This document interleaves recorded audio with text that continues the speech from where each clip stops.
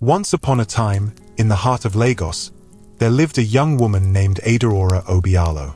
She was beautiful, graceful, and quiet, but not weak. Her soft voice often hid her sharp mind. Adora was the only child of Chief Obialo, a powerful and respected billionaire who built his empire from nothing. Growing up, Adora lacked nothing. Her father made sure she had the best schools, the best clothes, the best life.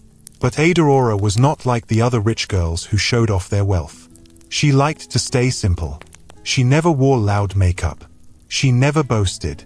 She always watched people quietly. And now, after her father's sudden death, she was watching everyone even more closely.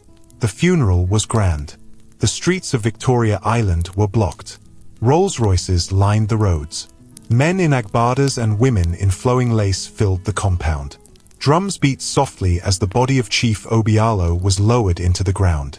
Adora wore a long black gown and dark glasses.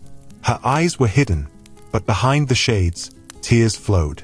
As the last handful of sand dropped on the coffin, Adora stood still. Everyone else had stepped back, but she didn't move. Not until she heard the voice behind her. "You know he left you everything, right?" Adora turned slowly. Her husband, Chaik, stood beside her. He was tall and handsome, wearing a white kaftan with golden embroidery. He looked sad on the outside, but his eyes were dry. "What did you say?" Adora asked. "I said, your father. He left you everything. The company, the estates. You are the Obialo now," Chaik said with a small smile. Adora said nothing. She just nodded slowly and looked back at the grave. It wasn't the first time she had heard such talk. Since her father's death, everyone had been speaking to her differently. Her uncles, her cousins, even her mother's side of the family. People who never visited before were now calling her every day. Some cried on the phone. Some begged. Some demanded. But all of them wanted something. She remembered her cousin Jaik who had laughed at her years ago, calling her the useless rich girl. Just last night, he sent her a message saying, "You're the head of the family now. We need your support." Even Chaik had changed. They had only been married for 9 months. When they met, he was kind. He was thoughtful. He used to hold her hand tightly in public. Now, he looked at her like she was a bank account. That night, after the burial, Adora sat alone in her room. The windows were open. The wind was soft. The photo of her father was on her bedside table. She picked it up. "Daddy," she whispered, "they only loved you for your money. Now they're doing the same to me." She sat for a long time in silence. Then, slowly, an idea began to grow in her heart. "What if I wasn't rich?" she said out loud. Her eyes lit up. She sat up straighter. "What if I lost everything? What would they do then? Would Chaik still love me? Would they still call me? Would they still respect me?" That night, she didn't sleep. The next morning, she called her late father's lawyer, Mr. Madu. "Good morning, Adora. I was just going to call you," the old man said. "I need your help," she said calmly. "I want to hide my wealth. I want everyone to think I've lost everything." Mr. Madu paused. "Why would you do that?" "I need to know who truly loves me," Adora said. "I need to know the truth." "Are you sure about this? The plan is risky. It could change everything." "I'm sure," she replied. And so, the plan began. Adora signed documents that moved all her assets into secret trusts. Her accounts were closed. Her shares in the company were transferred under a blind trust. Properties were seized by the bank as part of a staged debt scandal. Even her mansion in Ikoyi was sealed off by a team of hired actors pretending to be EFCC officials. The news spread like wildfire. Obialo Empire collapses after death of founder. The headlines carried her face. TV stations ran breaking news all day. Calls poured in. Some friends tried to act concerned, but Adora could hear the judgment in their voices. "So sorry about what happened. I didn't know the company was so unstable. Iya, will you be okay?" Chai, life is truly unpredictable. But no one asked how she was feeling. They only wanted to know what she still had left. The worst call came from her uncle. "I hope you can still support the village project," he said bluntly. "I just lost everything," she replied. "Yes, but you were the one your father trusted. Don't tell me you're now broke." Adora ended the call without another word. The only person who hadn't said anything yet was Chaik. He didn't even ask her what was going on until 3 days later. By then, she had moved into a small rented flat in Soryulir. It was a far cry from the mansion she had lived in. No servants, no cooks, no security guards. One small room, one bed, one chair. Adora sat on the bed, looking out the window when Chaik walked in. "Is this a joke?" he asked. Adora looked at him. "No." He laughed dryly. "So, you're telling me we're broke?" "We're not broke," Adora said slowly. "I am." "Same thing," Chaik snapped. "We're married." Adora watched him carefully. "Does that change how you see me?" Chaik didn't answer immediately. He picked up a glass of water, drank, and dropped it hard on the table. "You should have told me," he said sharply. "I needed to be sure of something," she replied. Chaik turned to face her. "What?" "That you married me for me. Not for my name. Not for my father's money." His face changed. His eyes narrowed. "So this was a test." Adora didn't speak. "You brought me into your life, into your world, and now you want to see if I'm loyal." She nodded slowly. Chaik walked towards the door, paused, then turned back. "Let's see how long you last." And he walked out. That night, Adora sat in her room, her head leaning against the wall. She held her knees close to her chest. Her phone was silent. No messages. No missed calls. No one cared anymore. But she didn't cry. She stared at the darkness and whispered, "Let the test begin." The first night in the small Soryulir flat was cold. The fan made noise but didn't bring breeze. Adora lay on the small bed, staring at the ceiling. She could still feel her father's hands holding hers, his voice saying, "Don't ever let this world change your heart." But the world was already doing just that. In just 1 week, she had lost everything on the outside. Her house, her cars, her friends. But what hurt most was the change she saw in Chaik. The man who once kissed her forehead every morning now walked around like she was a mistake. The next morning, Adora woke up early and made breakfast, plain bread and tea. It felt strange. In her father's house, breakfast came in trays with fruits, eggs, even flowers. But now, she was spreading margarine on sliced bread with shaky hands. When Chaik came out from the other room, his eyes went straight to the food. "This is what we're eating?" he asked with a frown. "It's what we have," Adora said gently. He hissed and sat down. "You could have at least added eggs," he muttered. "There's no money yet for eggs," she said, trying to smile. He looked up sharply. "No money? Are you not the same Adora Obialo?" "I told you," she said slowly, "everything is gone. This is real." Chaik threw the bread back on the plate. "Then maybe you should call those people who froze the accounts. Do something. This life is not for me." Adora stood up and walked into the tiny bathroom. She didn't want to cry in front of him. That day, she sat by the window, thinking. Her phone stayed silent again. None of her so-called friends checked on her. Nobody asked where she had gone. No one cared that the heiress of the Obialo Empire had vanished into thin air. Later that evening, Chaik came home with a nylon bag. He threw it on the table and said, "Bought noodles. Make it fast.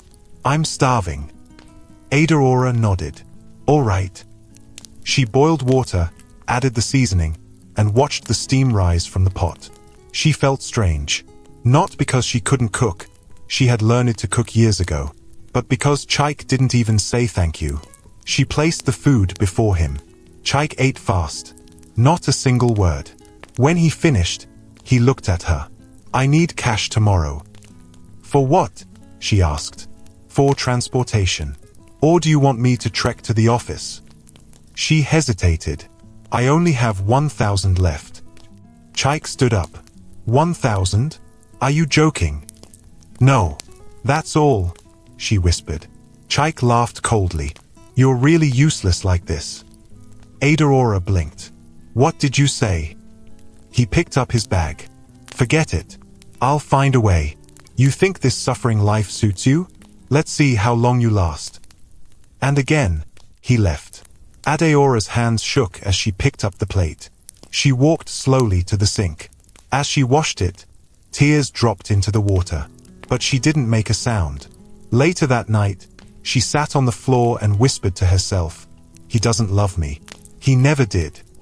Days passed. The rent was paid for only 1 month, and the food in the cupboard was reducing fast. Adora tried to ask Chaik for help, but each time, he gave her the same reply. Ask your father's ghost. On the 5th day, they had a fight. Adora sat in the room, going through a notebook where she was writing down her daily spending. She wanted to be sure she used every naira wisely. Chaik came in, sweating. No light again, he said. Yes, I noticed, Adora replied. And no fuel in the gen, he added. I didn't plan for fuel money today. He walked to her, stood in front of her. You're enjoying this, aren't you? You want to punish me. No, Adora said quietly. I'm punishing myself. But I need the truth. And the truth is, you're not the man I thought you were. Chaik's face twisted. You planned all this just to watch me suffer. I planned this to see who will still hold my hand when everything is gone. He turned away. You're selfish. You call this love. You married me because you loved me, right? Chaik turned back and looked straight at her. I married you because of your name. Because of your father's money. That's the truth. Adora felt like the air had been kicked out of her chest. He added, and now that all that is gone, what's left? This tiny flat? This empty life? You! She stared at him in silence. He shook his head. You better wake up, Adora. Because if you think I'll carry your shame with you, you're dreaming. That night, Adora didn't sleep. She just sat by the window, listening to the sounds of motorcycles, generators, and crying babies in the neighborhood. The next day, she decided to go out. She needed to clear her head. She wore a long skirt and plain top, tied a scarf around her hair, and locked the door. She walked slowly down the stairs of the apartment building.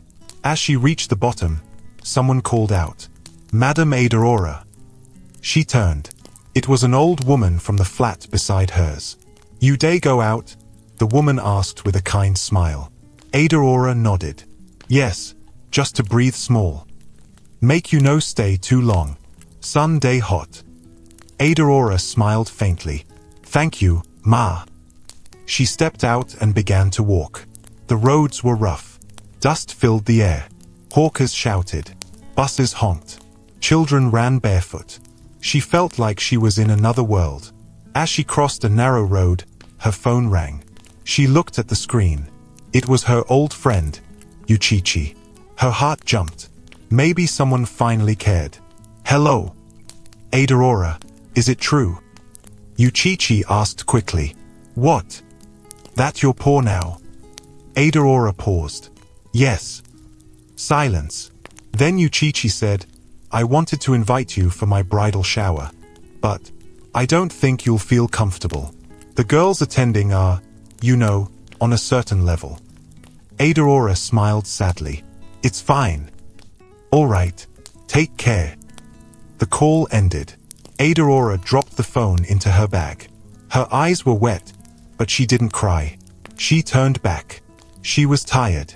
Tired of trying to explain. Tired of hoping someone would understand. As she walked up the steps to her flat, her slipper caught the edge of a loose tile. Her leg twisted. She screamed. And then, everything went black. When Adora opened her eyes, the first thing she saw was white light. A fan turned slowly on the ceiling. She couldn't move. She tried to sit up, but pain shot through her spine. She gasped. A nurse rushed in. Madam, please don't move. Where am I? Adora asked in a shaky voice. General Hospital. You fainted and fell. Some neighbors brought you. My back. It hurts. The nurse looked nervous. "Madam, the doctor will explain." A few minutes later, the doctor walked in. A middle-aged man with kind eyes. "Good evening, Adora. I'm Dr. Emeka. I'm very sorry, but I have to give you some hard news." Adora held her breath. "You had a bad fall. The lower part of your spine is damaged. Right now, your legs can't move." Adora blinked. "What do you mean?" "You are currently paralyzed from the waist down." Her lips trembled. "You mean I can't walk?" The doctor looked away. "We'll still run more tests. But for now, yes. You'll be in a wheelchair." The words hit her like thunder. She turned her head to the side. The tears came slowly. Hot. Silent. The doctor placed a hand on her shoulder. "We'll do everything we can." She nodded slowly. Hours later, Chaik came into the room. He stood by the door, holding his phone. "They said you fell," he muttered. She turned her face to him. "I can't walk," she whispered. Chaik didn't move closer. "I'll be in a wheelchair," she added. Chaik scoffed. "So, first you lose the money, now you lose your legs." Adeora's eyes widened. "Maybe God is punishing you for testing people," he said coldly. "Chaik." He walked closer. "You think I signed up for this? A broke, crippled woman." She covered her mouth with her hand. The pain in her heart was worse than the one in her back. "You'll be discharged soon," he said. "Don't expect me to carry you around." He left. Adora lay in the hospital bed, her hands shaking. She looked at her legs.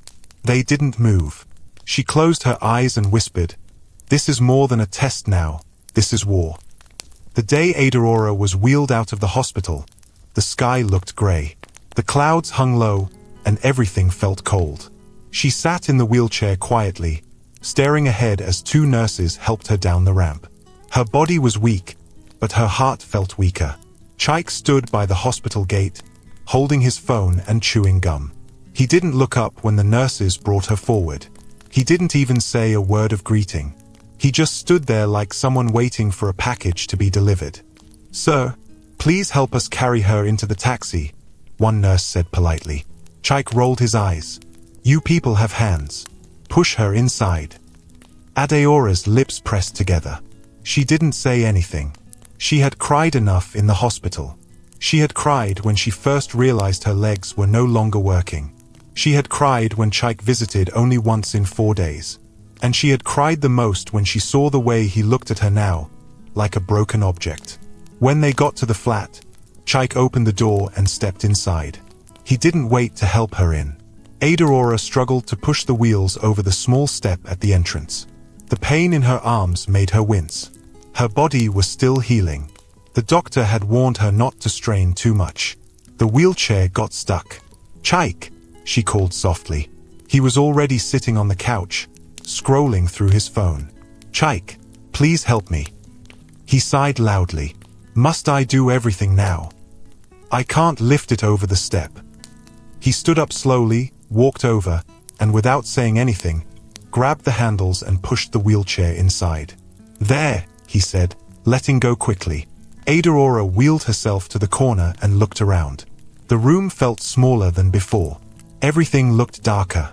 She could feel her life closing in. Chaik picked up the remote and turned on the TV. "So what now?" he asked without looking at her. "What do you mean?"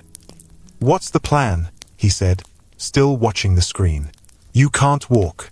You have no money. You can't even work." Adora swallowed hard. "The doctor said I'll start physiotherapy next week." Chaik scoffed. "With which money?" "I'll find a way." He turned to her slowly. "Adora, you're not the same person I married." She nodded. "I know." He stood up and faced her fully. "And I'm not sure I can keep doing this." She stared at him. "Doing what?" "Pretending," he said sharply. "Pretending to care. Pretending this is a marriage." Adora looked down at her lap. Her fingers began to tremble. "You used to be someone," he said coldly. "A big name. Obialo's daughter. People respected you. Now, look at you." I'm still the same person inside, she said softly. Chaik laughed. Inside? Do you think inside pays rent? Do you think inside cooks or walks or brings money? She opened her mouth to speak but closed it again. There was nothing left to say. I didn't sign up for this, Chaik added, walking back to the couch. Adora turned her chair and slowly wheeled herself to the bedroom. Her arms were tired, her back ached, but her heart was the heaviest thing in the room. Inside the bedroom, she closed the door and sat still.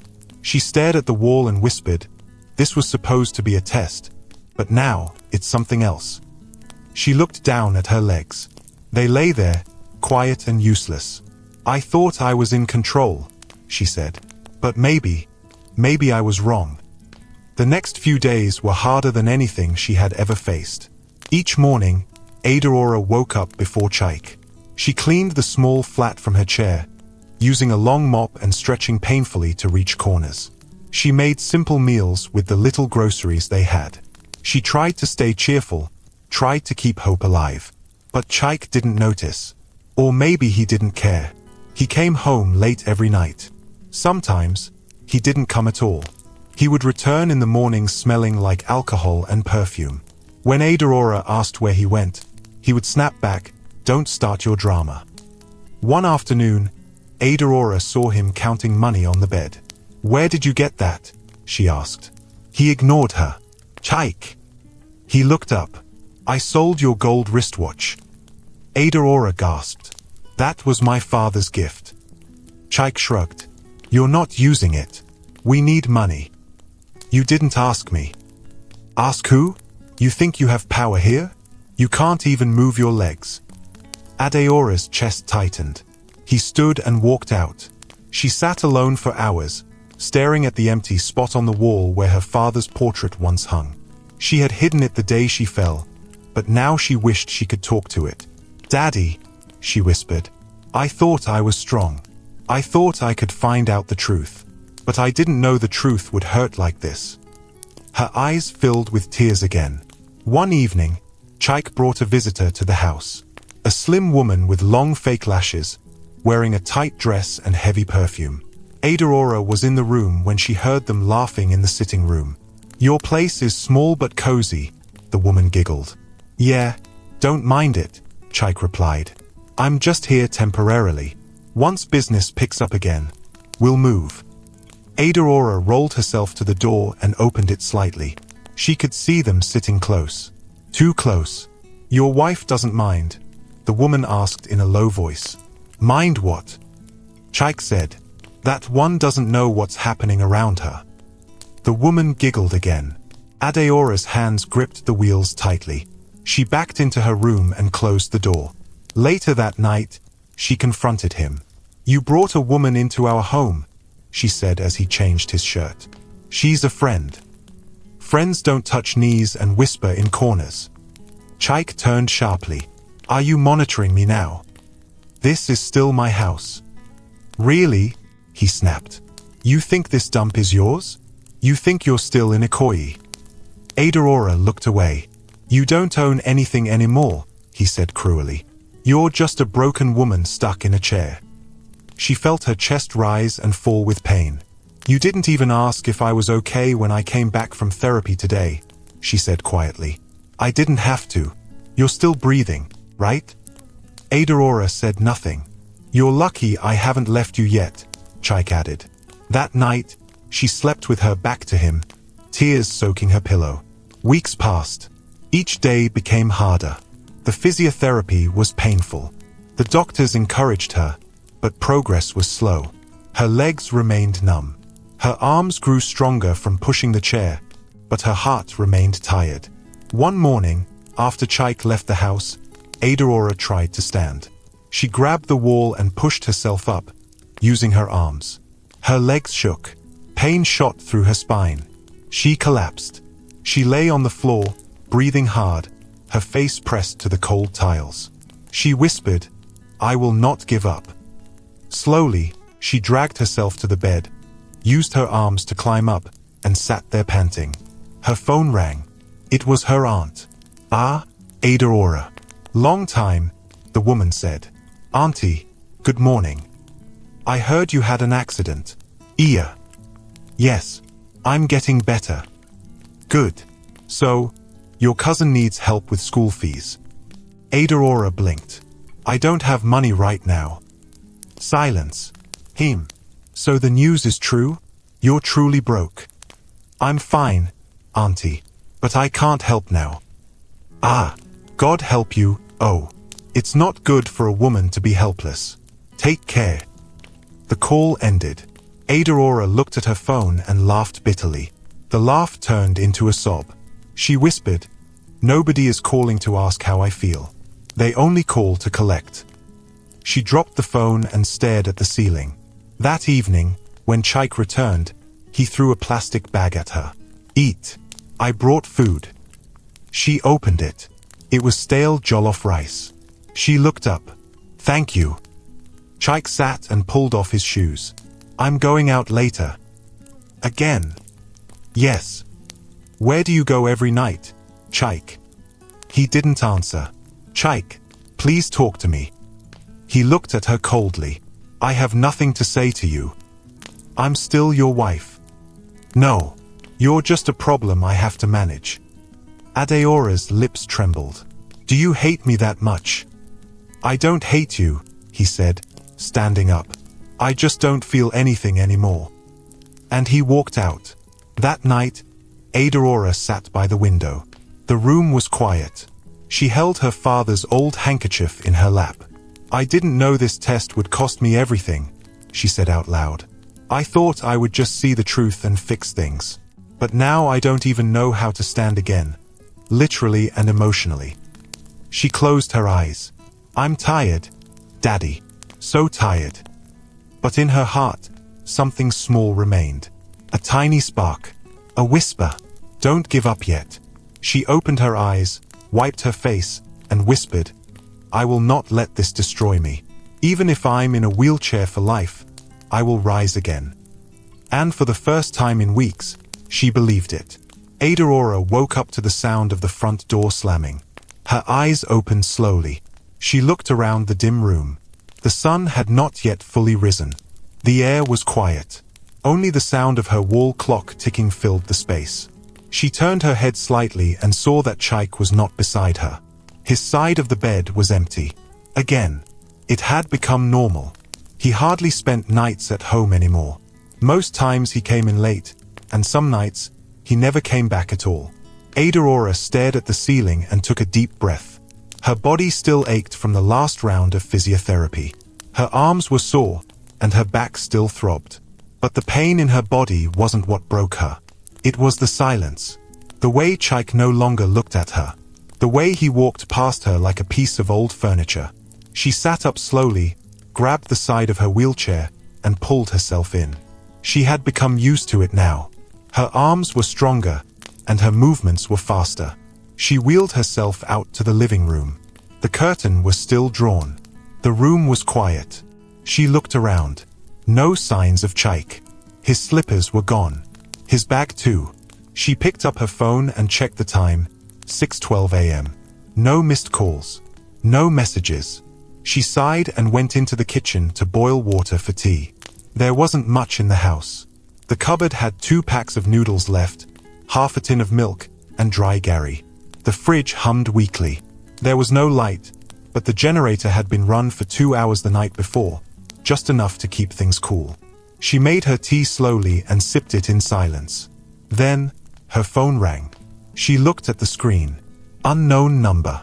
She hesitated, then answered. "Hello." The voice on the other end was sharp and female. "Is this Adora?" "Yes." "Who is this?" The person laughed. "Wow. So it's true. You're really alive." "I don't understand." "Ask your husband," the woman said, "since he's been lying to me for months." Adora frowned. "Who are you?" "I'm the woman your husband has been sleeping with." Silence. Adeora's hand froze. The voice continued. "He told me you were sick, but I didn't know you were crippled too." "Yeah. So sorry." Adora blinked slowly. Her fingers tightened around the phone. "I just wanted you to know. the woman added. He's not who you think he is. He's been coming to my house every weekend, saying he's tired of you, saying he wants to marry me. Adora took a deep breath. Why are you calling me? Because I'm tired of hiding, and because I feel sorry for you. The call ended. Adora sat there, frozen. Her tea was cold now. Her mind ran in circles. Her heart beat faster. She had suspected. She had seen lipstick on his shirt once. She had smelled perfume that wasn't hers. But she had never heard it from the mouth of another woman. She looked toward the door, and for the first time in a long while, she felt something rise in her. Not sadness, not fear, anger. Hot, silent anger. When Chaik returned around 9 a.m., Adora was sitting by the door. He stepped in, smiling. "Morning," he said casually. "Where were you?" she asked calmly. Chaik blinked. "I went to buy something." "At 6 a.m. He looked away. "I passed the gym too." Adora nodded. "Who is Amora?" Chaik paused. "Who?" "Don't lie, Chaik. Amora. Who is she?" He dropped his keys slowly. "What did you hear?" "She called me." He laughed, but his voice was shaky. "She's mad. She doesn't know what she's saying. She said you sleep in her house, that you want to marry her." Chaik raised his voice. "And you believe her? Just like that?" "She knew my name. She knew I was crippled." He went silent. Adora stared at him. "You've been cheating on me." Chaik sighed. "Adora, you're not the woman I married anymore." "I didn't change. Life did." He raised his hands. "What do you want me to say? That I made a mistake? That I'm tired? That I need someone who makes me feel alive again?" Her eyes narrowed. "So I don't make you feel alive?" Chaik walked to the table. "This house is full of sadness. You don't laugh. You don't talk. You're always in that chair, looking lost." "I'm trying," she said, her voice shaking. "I'm trying every day, even with the pain, even when you treat me like trash." He turned to her. "I didn't marry you to carry burden, Adora. I married you because you were Adora Obialo, the heiress, the billionaire's daughter." She felt her chest break open again. "You were powerful. You walked into rooms and everyone respected you. Now, you're just this." She wheeled back slowly, tears in her eyes. "I didn't ask for this life. And I didn't sign up for it," he snapped. They both went quiet. After a while, Adora said, "If you're so tired, why don't you leave?" Chaik stared at her. "I said go," she repeated. "Be with Amora. Be with whoever makes you feel alive."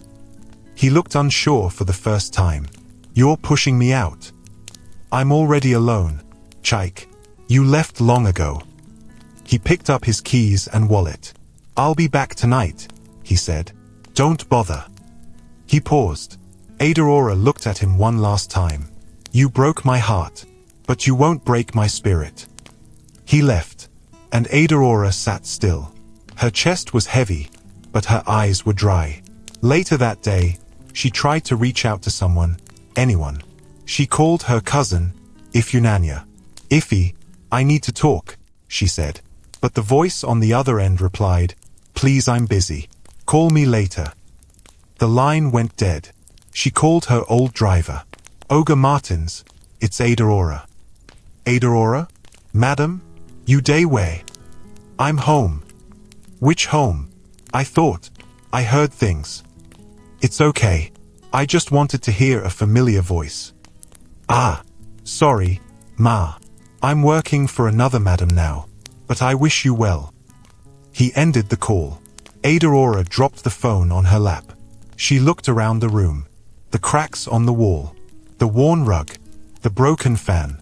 She whispered, "So this is what life looks like, when you have nothing but yourself." That evening, her physiotherapist came for home practice. His name was Tochi.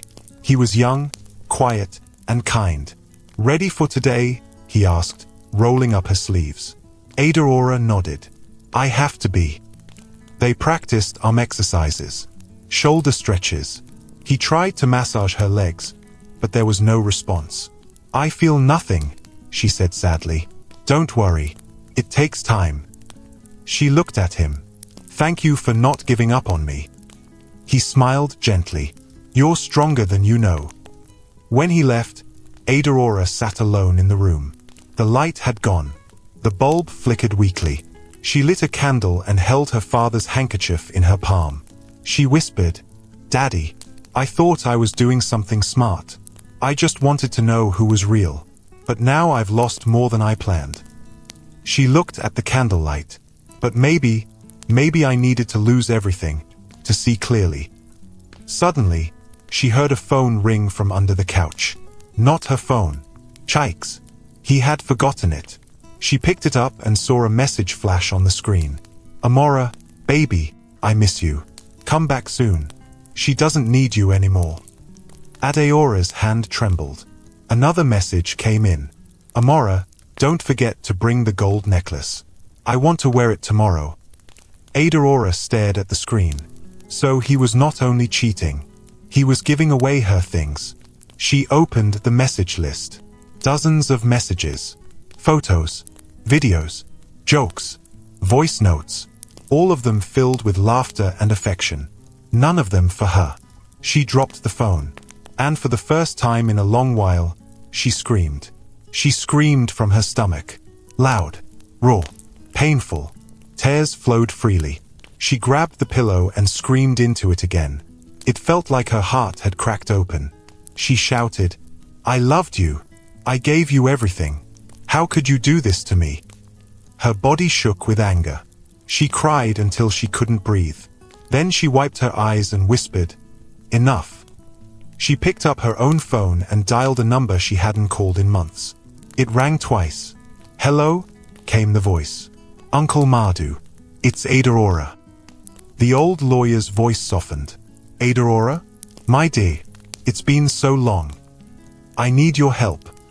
Say it. Anything. I want to change the will." Silence.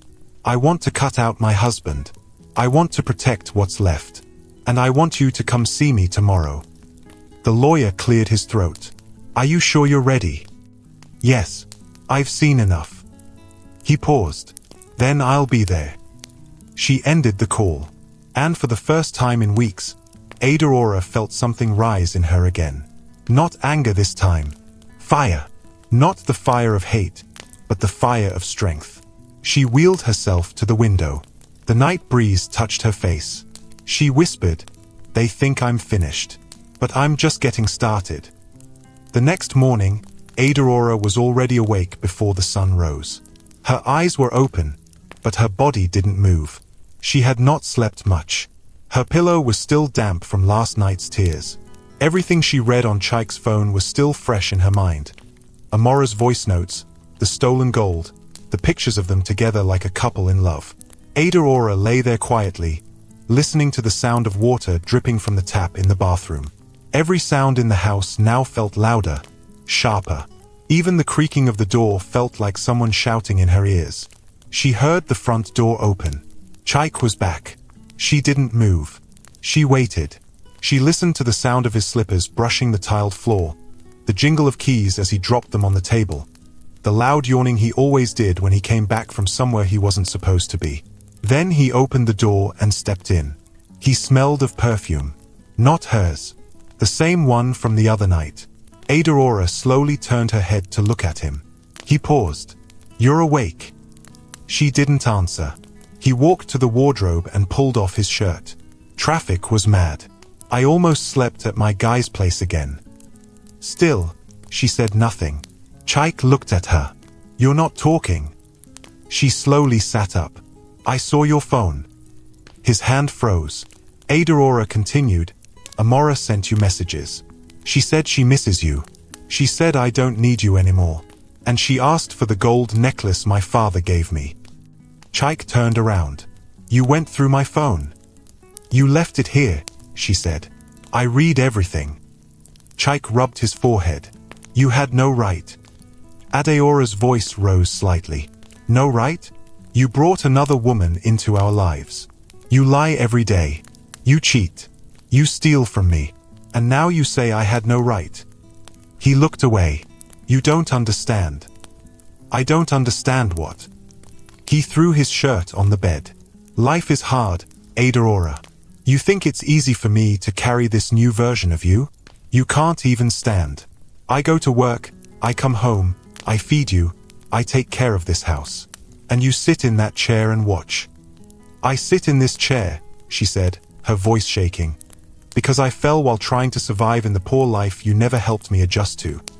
He shouted, "I didn't marry a cripple." Silence. The air stopped moving. Adora blinked slowly. Chaik turned around, breathing heavily. "I'm tired, Adora. I'm tired of pretending that I'm okay. I'm tired of seeing you like this." She lowered her eyes. "Then why are you still here?" He stepped closer. "Because I thought maybe, just maybe, the old Adora would come back." "The rich one?" she asked. He nodded. She stared at him for a moment. "She's gone." He exhaled loudly, picked up his bag, and left the room. Adora sat there for a long time. Her hands rested on her lap, her face calm, but inside, everything was shaking. She felt something crack inside her. Something that used to hold her together was breaking apart. A knock came at the door. She wiped her eyes quickly and wheeled herself to the sitting room. She opened the door. It was Uncle Madhu, her late father's lawyer. He looked older than she remembered. His white beard was longer, and his eyes looked sad when they saw her in the wheelchair. "Adora," he said softly. "Uncle," she whispered. He stepped in and hugged her. "I'm so sorry. I had no idea it was this bad." She pulled back. "Come and sit." He sat down, placing his briefcase on his lap. "I came as soon as you called. Tell me everything." She nodded. "After Daddy died, I felt like everyone loved me only for the money. I wanted to know who was real. So I moved everything. I made it look like the Obialo Empire crashed. I became poor, just to see." Uncle Madhu was quiet. She continued, "Now I know. My husband doesn't love me. My family disappeared. My friends left me. I'm alone." He leaned forward. "Adora, it was a risky test. I know. But I understand why you did it." She nodded. "That's why I want to protect what's left. I want to update my will. Remove Chaik. Freeze any access he has. And I want to take back the house in Ikoyi." He opened his briefcase. "We can do all that. But are you ready for what comes next?" "I am." He handed her a document. "Sign here." She took the pen and signed slowly.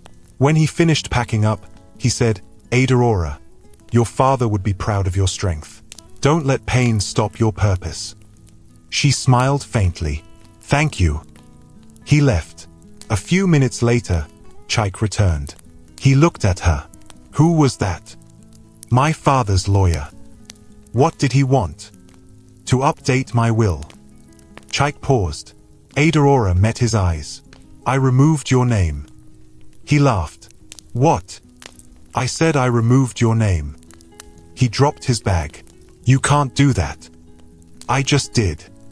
He walked closer. "You're angry. You're not thinking clearly." "I'm very clear, Chaik. You don't love me. You love the comfort I used to bring." He shouted, "I stood by you when you fell. You stood in the room. You didn't stand by me." He went silent. Adora turned her chair.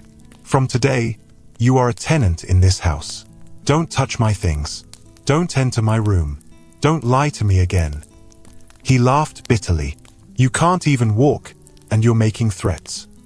She wheeled closer. "I may not walk, but I still have power." He hissed and walked away. That night, Chaik didn't sleep in the house. The next day, Adora went for physiotherapy. Tochi, her therapist, was waiting. "Morning," he said gently. "Morning." He pushed her inside and started their session. They worked on her arms, her lower back, and her fingers. Then came leg stimulation. Tochi placed her legs on soft foam rollers. "Any feeling today?" he asked. No, she replied. He pressed her thigh. Here. Nothing. How about here? She gasped slightly. Wait, I felt something. Tochi smiled. Way. Back of my knee.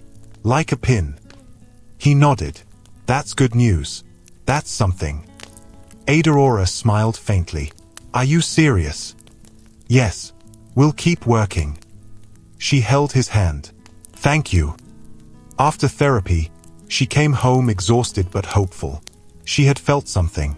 Even if small, it gave her hope.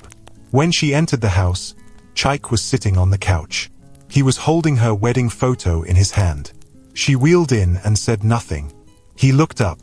We used to be happy. She didn't reply. I remember this day. You wore that lace gown you loved. Everyone said we were perfect. She looked at the photo. That girl is gone. He dropped the frame. We can start again. Why now? He walked to her. Because I miss you. She stared at him. Do you miss me or my money? I made a mistake, he said. I was scared. Everything changed so fast. I didn't know how to handle it. You handled it by sleeping with another woman, she replied. I'm sorry. She shook her head. You're only sorry because you see I'm rising again. No, I. Stop, Chaik. Please. I'm too tired to argue. He sat on the floor before her. Adora, I'm begging. Give me another chance. She looked at him. What about Amora? It's over. She closed her eyes. I don't believe you. He stood up slowly. What can I do to prove it? Leave. He blinked. What? I need peace. You're a storm. I can't heal with you around. He stood still. I'll send your things to your brother's house. You can stay there. He turned and walked toward the door. Then stopped. You know, you're stronger than I thought. She said nothing. He left. Adora wheeled herself to the window and watched him disappear into the street. She whispered, one less burden. She turned to look around the house. It was still small, still warm, still poor. But it felt different now. Lighter. She went into the bedroom, opened the drawer, and pulled out a piece of paper. It was her father's last letter to her. She read it aloud. If one day you find yourself alone, don't forget who you are. Obialos don't beg for love. They build their strength through pain. She folded it back and smiled. She looked at her legs. Then she looked at the mirror. And she whispered, I'm coming back. The silence in the flat after Chaik left was heavy, but it wasn't sad. It was peaceful. For the first time in weeks, Adora didn't have to listen to his shouting. She didn't have to smell unfamiliar perfume or wait by the door wondering if he would come home. She could breathe. That night, she cooked herself a simple dinner, boiled yam and palm oil. She did it slowly, one step at a time. She sliced the yam from her chair, boiled it, and poured red oil in a small bowl with pepper and salt. It wasn't fancy, but it reminded her of when she was a child, when things were simple. As she ate, she thought about her journey. From billionaire's daughter to poor woman in a wheelchair. From a loved wife to a forgotten one. From being surrounded by people to being left alone. But despite all that, she was still standing inside, even if her legs were not. She whispered to herself, this pain will not last forever. The next day, she went to therapy again. Tochi was waiting for her with a bright smile. You're looking stronger today, he said. Adora smiled. I feel stronger. They worked harder than before. He helped her try a new movement, bending her left knee while lying flat. Try now, he said, gently pressing her leg. Adora closed her eyes and focused. I think it's moving. Tochi's eyes widened. Yes, it moved. Just a little, but it did. Adeora's heart beat fast. Are you sure? Yes, we're getting somewhere. She smiled and laughed for the first time in weeks. A real laugh. When she returned home, she sat in the sitting room and thought, maybe this is how healing begins, little by little. That evening, Around 8:30 p.m., she heard keys at the door. Her smile faded. She had already told Chaik to leave. But there he was, opening the door like nothing happened. He stepped in, looking tired and restless. Adora said nothing. He didn't greet her. He dropped his bag on the floor and sat down heavily on the couch. "I just came to pick some things," he said without looking at her. She nodded once and turned her face away. He walked into the room. Adora wheeled herself slowly behind him, watching silently. She stopped outside the bedroom door. He picked up his small suitcase and began packing his clothes, talking to himself under his breath. She stayed silent. Then, he pulled out his phone and dialed. Adora froze. He didn't know she was behind the door. The call connected. "Hello? Babe," he said in a soft voice. Adeora's heart started beating fast. "I just came to get the rest of my things." "Yeah, she thinks I'm leaving for good." "No, she doesn't know a thing." He paused and chuckled. "I told you, N.A. Once I get access to her documents again, we'll disappear. Don't worry, baby. I'll get the house, the rest of her jewelry, and whatever small money she's hiding." Adora felt like the walls were closing in. "I've already made her sign some forms when she was weak. She didn't read them. I just need one more signature. Then everything is mine." She couldn't believe what she was hearing. He had lied. He never left because he was sorry. He came back to finish what he started, to take what was left of her. "Yes, I'll pretend a bit longer. After that, I'll dump her and we'll move to South Africa or Ghana. Somewhere fresh." Adeora's hand tightened on the wheel. Her fingers shook, but her eyes were dry. Chaik laughed again. "She's too soft. She won't fight. She's just there, rolling around like a quiet ghost." That was it. She rolled back slowly, carefully, quietly. When she got to the sitting room, she picked her phone with shaking hands and pressed record. She had to protect herself now. A few seconds later, Chaik walked out of the room. He saw her and smiled. "I just packed some clothes. I'll be going." She looked up at him, calm but cold. "You should go fast. Someone is waiting." He paused. "What do you mean?" "Amora." His face changed. "You've started again." "No, Chaik. You're the one who started. I just listened." He frowned.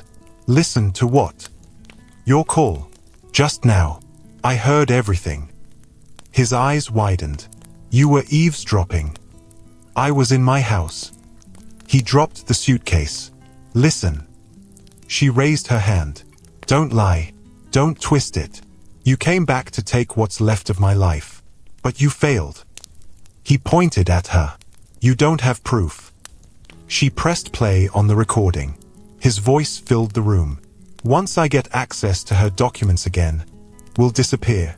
I told you, N.A. She didn't read them." Chaik rushed forward to grab the phone, but she rolled back quickly. "You touch me, I'll call the police." He stopped. "You're going to destroy me. You tried to destroy me first." "I was desperate," he shouted. "You think it's easy being with someone like you?" "No," she said. "I know it's not easy, but you made it hell." He looked at her like she was someone he didn't recognize. "You've changed." "Yes," she said, "and it's the best thing I've done." He picked up his suitcase and stormed out. The door slammed shut. Adora sat there, breathing heavily. The house was quiet again, but now her mind was racing. She forwarded the voice recording to her lawyer, Uncle Madhu, with a note. "Keep this. I'll explain everything soon." She also sent a backup copy to herself and stored it in the cloud. She wouldn't be caught unprepared again. That night, she couldn't sleep. She lay awake, staring at the ceiling. Her chest was heavy, not with sadness, but with something stronger. It was not fear. It was not pain. It was fire. She whispered, "I survived heartbreak. I survived betrayal. I survived losing my legs. I will survive this too." The next morning, she received a message from her aunt. "Auntie Nena, I heard Chaik left you. Sorry, oh. Please, My son needs help with school fees. Just 120k. You're still Obialo's daughter, Abeg. Adora didn't reply. 1 hour later, another message came from her cousin, Ikenna. Ikenna, I know things are hard now, but if you can help me with 80k for rent, I'll pay back soon. She shook her head slowly. They didn't call when she fell. They didn't visit when she cried. But they all wanted money now. She deleted the messages and made a decision. It was time to end the game. It was time to take her name back. She picked up the phone and called Uncle Madu. Let's meet. I'm ready. He replied, I've been waiting for this call. The sun was high when Adora wheeled herself into the private room at Heritage Suites in Ikoyi. The air smelled of fresh Polish and quiet money. For the first time in months, she was wearing a dress that fit her body well.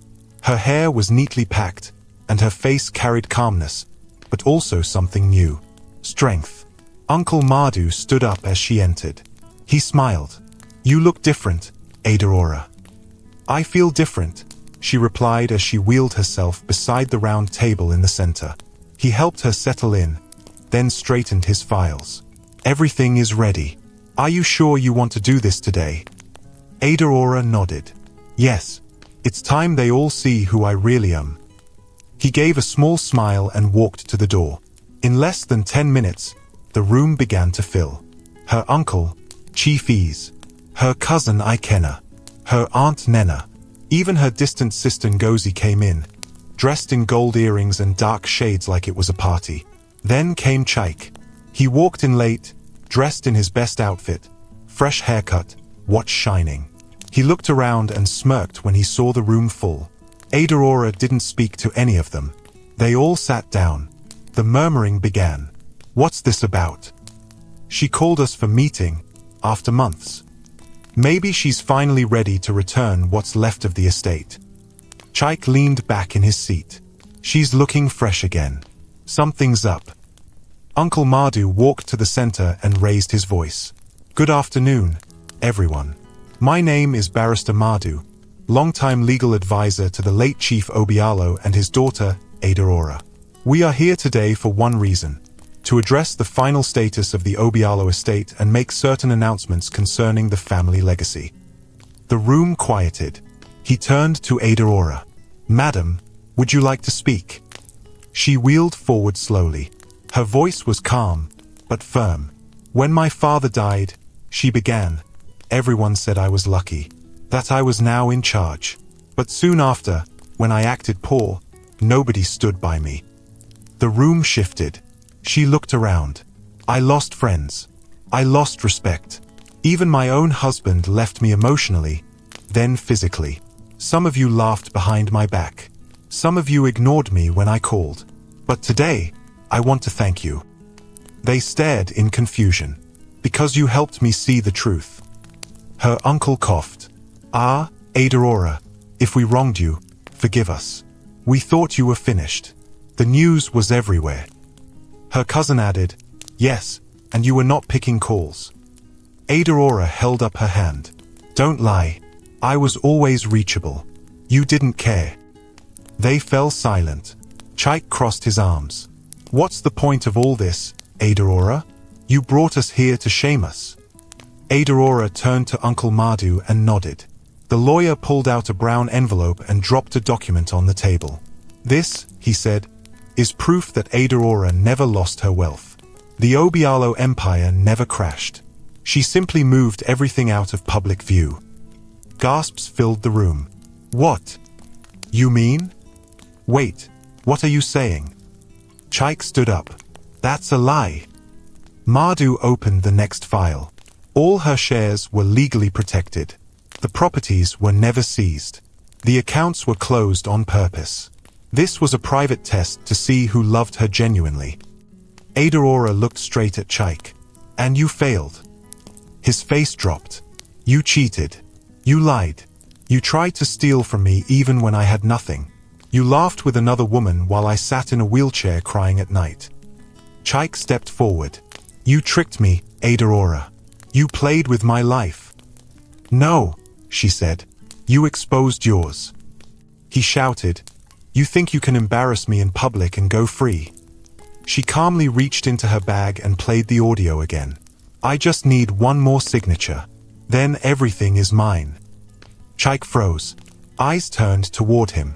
Chief Ease shook his head. Chaik, you said you loved her. I was angry. I didn't mean it. Adora turned to her family. And you? All of you called me only to beg for money. You never visited. Never asked how I was surviving. Not even when I fell and couldn't walk again. Her aunt covered her mouth. Jesus. Adora continued. But now you are all here, dressed in your best clothes, hoping to hear that I'm rich again so you can start collecting. Ikena shifted uncomfortably. Ada, please, we didn't mean to abandon you. She looked at each of them one by one. You abandoned me the moment my father's money went silent. Uncle Mardu raised the final paper. Now for the big announcement. Chief Obialo's wealth is now fully restored under Adeora's name. She is the rightful head of the Obialo estate. She has chosen to cut off anyone who showed greed, disrespect, or betrayal. The silence in the room became heavy. He pointed at Chaik. You are no longer recognized as her legal spouse. All assets connected to you have been revoked. Divorce papers are already signed and awaiting delivery. Chaik's mouth dropped. No, wait, Adora. Please, I can change. You already did, she said. And not in a good way. He rushed forward, but 2 hotel security guards entered and blocked him. Madam, should we escort him out? One asked. Yes, she replied without blinking. They carried him, kicking and shouting. You'll regret this, Adora. You'll regret it. The door slammed shut. Her family sat still, afraid to move. Adora turned to them. You may leave too. There's nothing here for you. Her aunt tried to plead. Just small help, please. Rent is hard. No, Adora said. Not even 1 naira. They left, one by one, quiet, ashamed.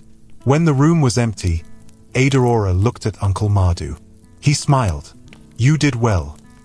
She took a deep breath.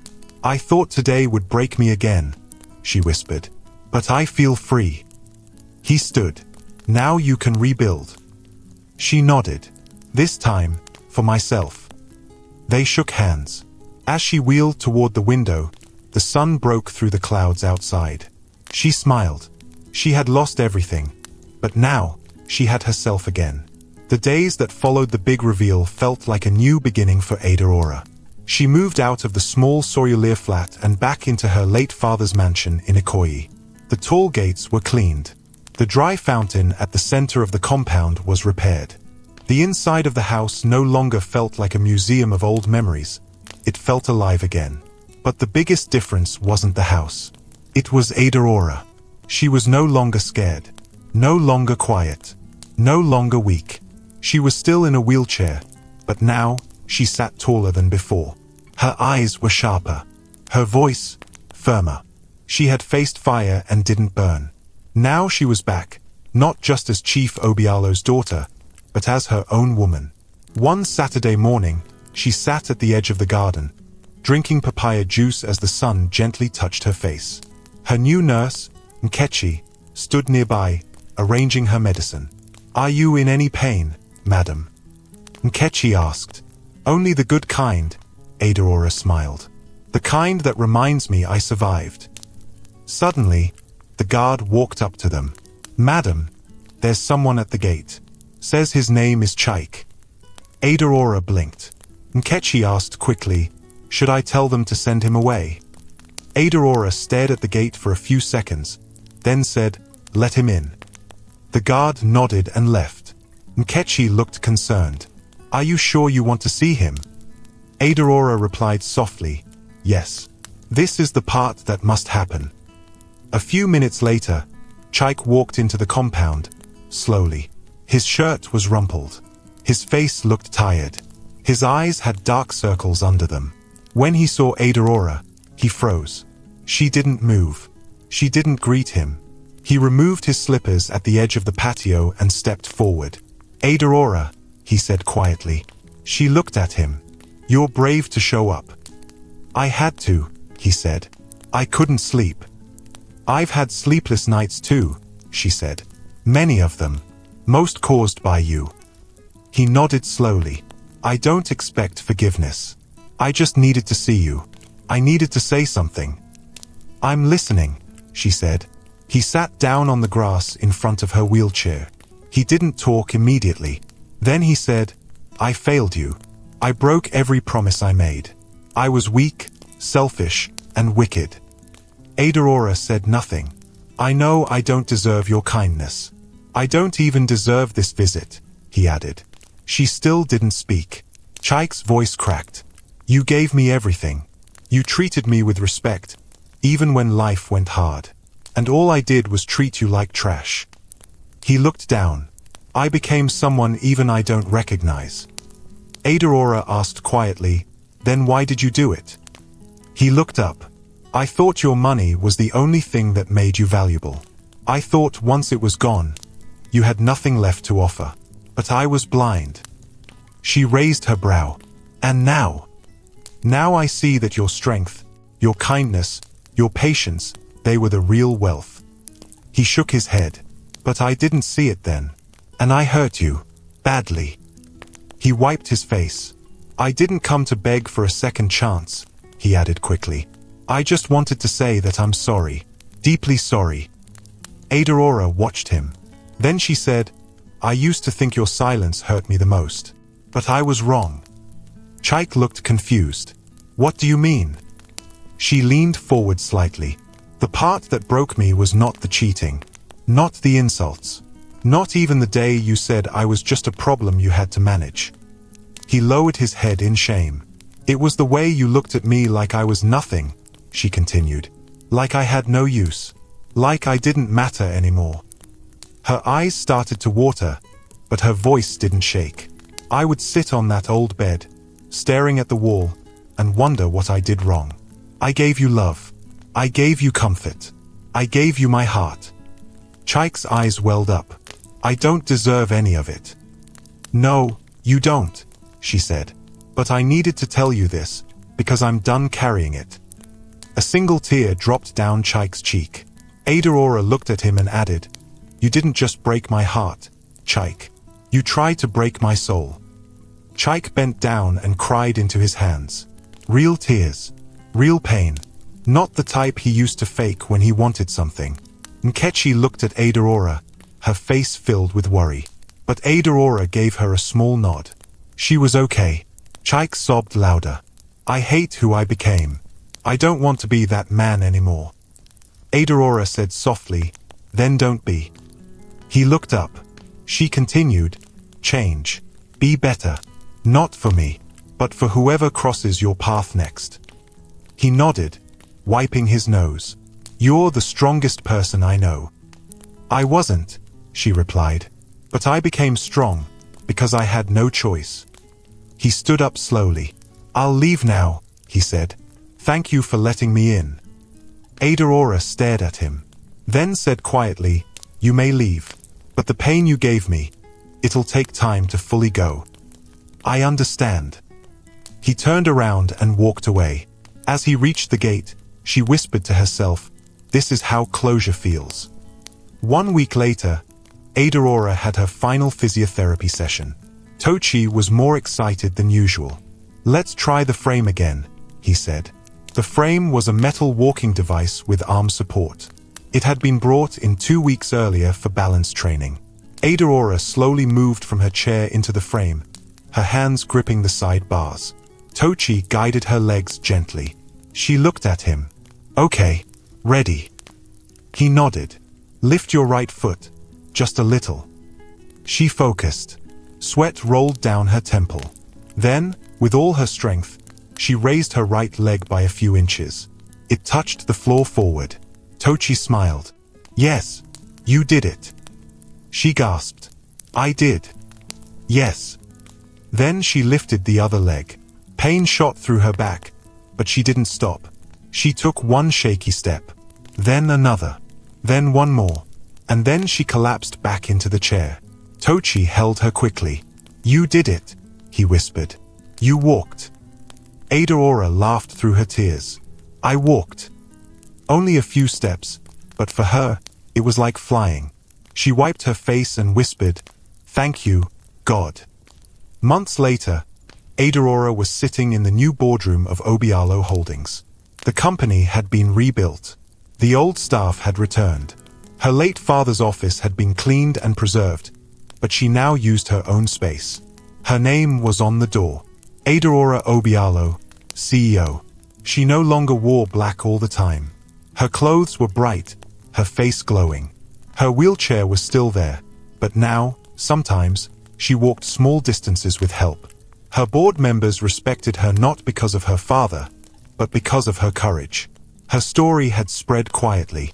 People whispered about it, but they also admired her. Her phone rang. It was her lawyer. "Adora," he said, "just letting you know. Your divorce case is officially closed. Everything has been processed." "Thank you, Uncle," she replied. After the call, she walked slowly to the mirror in her office. She stared at her reflection. She saw strength. She saw survival. She saw power. Then she whispered the same words she said the night she returned to Ikoyi. "I'm still here." She turned and walked back to her desk, her steps slow but steady. And behind her, the sun poured in through the tall window, lighting the floor beneath her feet.